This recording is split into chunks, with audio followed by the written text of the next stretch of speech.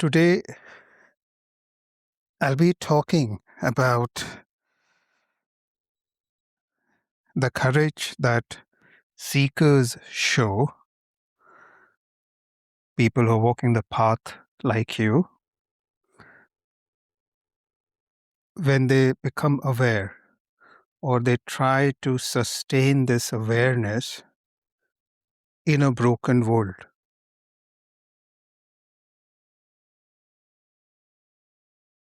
And society and culture,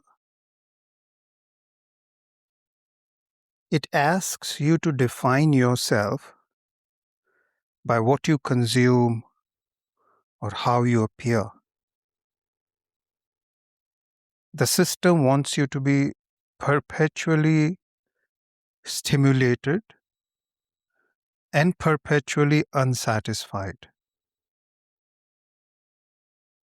So the system is designed so that you stay distracted and numb, so that the deeper questions are never heard. And the system does not like it when you step out. Society and culture do not like it when you question it, when you go against the flow, when you rebel. Because the system wants you to be a mindless, unconscious drone. And after you're born, there is a constant pressure from all sides, from your peers, family, parents, media, to become part of this unconsciousness. Once you start being still or being spiritual, people around you start finding that uncomfortable. The culture calls your depth as overthinking.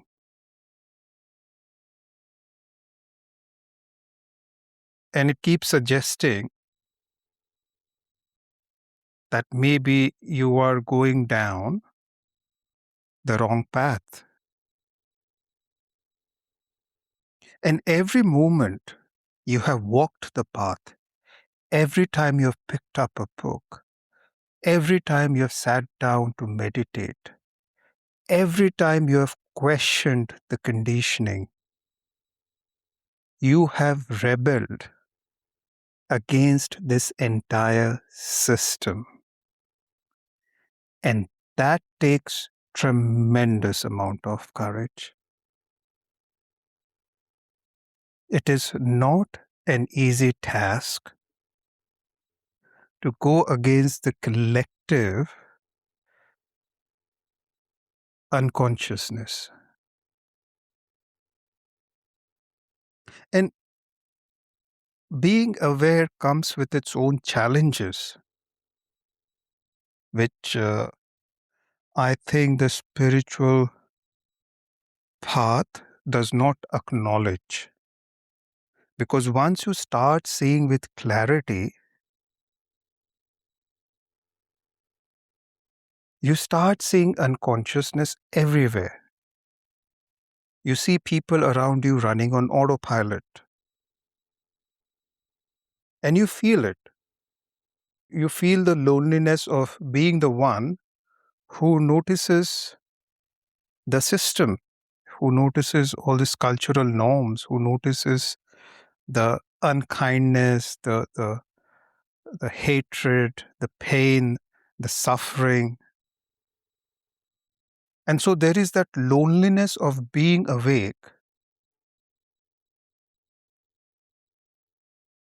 in this world which is sleeping.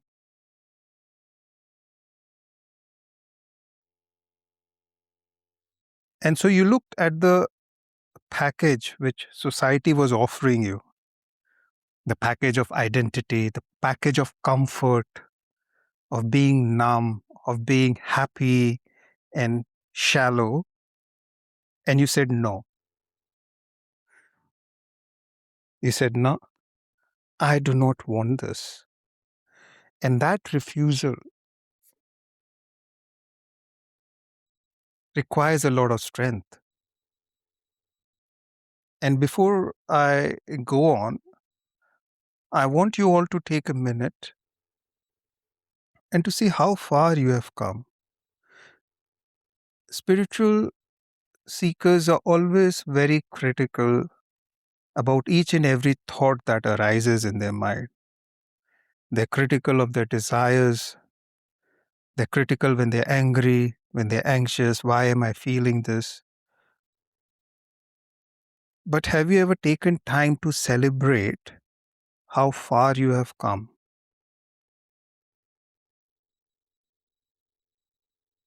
Shouldn't you honor yourself for keeping this light alive in a system, in a world, in a society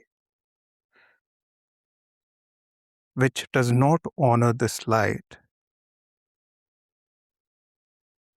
and which wants you to become one of their unconscious drones? So take a minute, see where you were in life, how far you have come, how many years you've spent reading different books, going to different teachers, attending retreats, the late nights you spent thinking about consciousness and the meaning of life. Each and every action, each and every step that you took needs to be honored, needs to be celebrated because it was an act of courage. So I'll just give you a minute.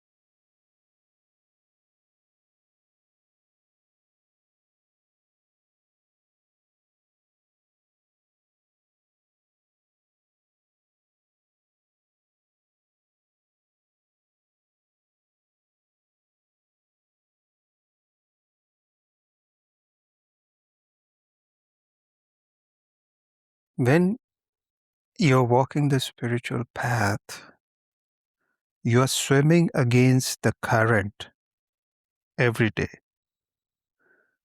And this is a current of collective anxiety. It's a current of a culture that has made greed, deception, ego, narcissism its highest virtue. And staying present requires you to keep choosing against that strong current every minute of the day. And most people don't have to do this work. They just go with the flow. They're blissfully unaware, carried by the mind.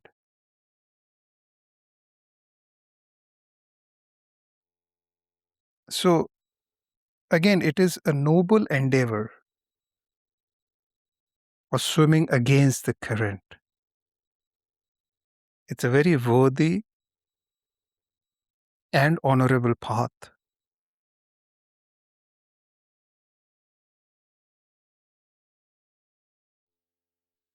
And being aware means when you sit through everyday dinners with family, you hear the same conversations which have been going on for years.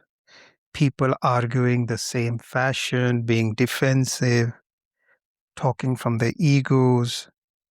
You can see it all. But seeing it doesn't make you immune to it.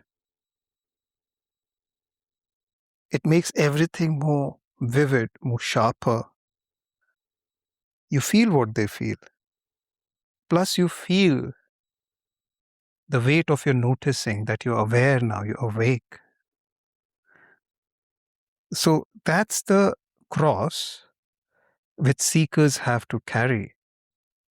Because once you awake, you see the injustice, you see the pain, you see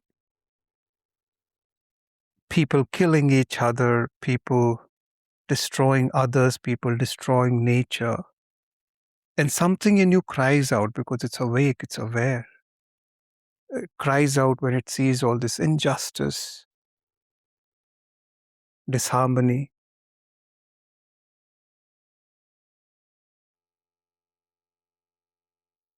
And again, that's a cross which anyone who walks on the spiritual path has to carry. When you awaken, you become more sensitive. When you're awake, your mind becomes more righteous. And that's the movement when you move towards the light. In Sanskrit, we call it sattva. So the movement is from darkness to light. And of course, then there is the final movement which transcends all this. So there is a movement which transcends the light and the darkness, which transcends the sensitivity, which transcends the pain. But before that transcending can happen, you become awake to it. And again, that requires courage because it's so simple to fall asleep and then you don't have to carry this cross. There is a simpler life that was available to all of you. No seeking, no waking up, but you didn't choose that. You chose this path. And that means something.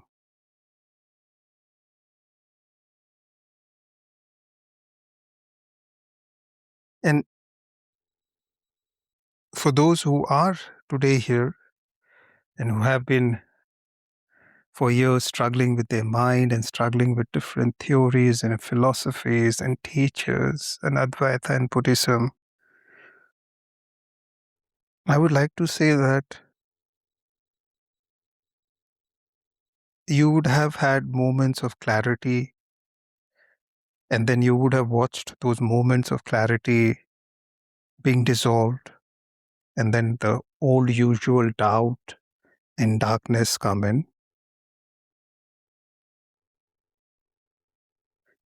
But you still chose consciousness when unconsciousness was very freely available and recommended.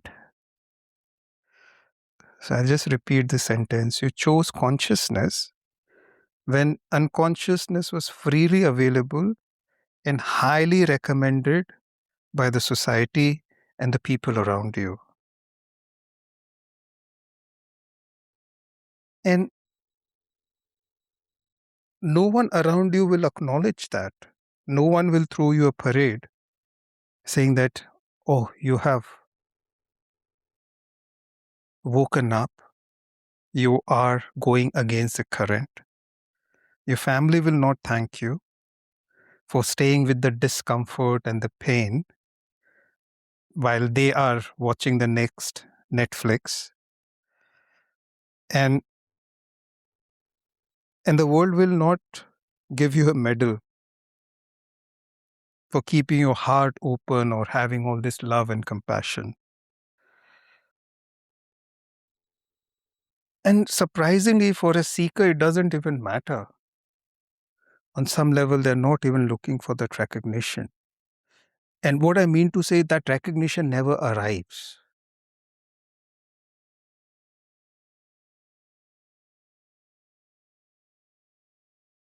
And the reason I'm bringing this all up and naming it is because most of the time the society is structured in a way where it belittles people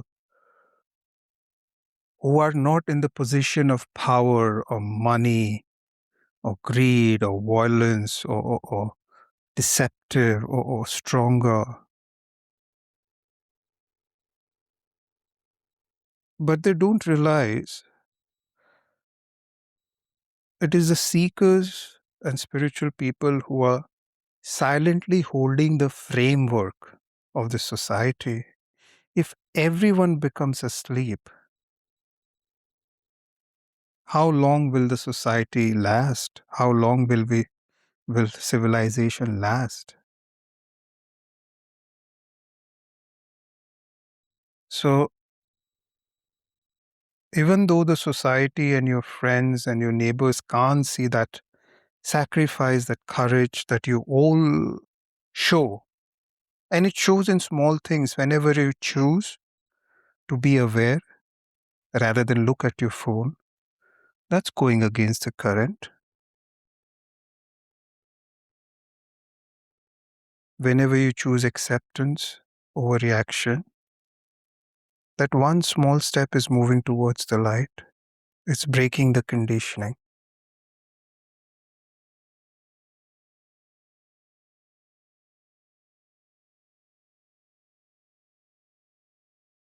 And though, as I said, society will never celebrate this, seekers need to learn to celebrate this aspect as well of their journey. It's a beautiful path you're walking. You have come far, and it's all right to be critical and look for the future, look for the states of bliss and enlightenment and what should be and what could be. But sometimes you should just take a moment to honor yourself for coming this far, for choosing to stay awake, for choosing to stay aware, for choosing to be spiritual in a system, in a society which is designed for the opposite. And it's not only always struggle and pain. So that's one part of the journey. Of course, there is a reward. And the reward is a depth which others have not felt.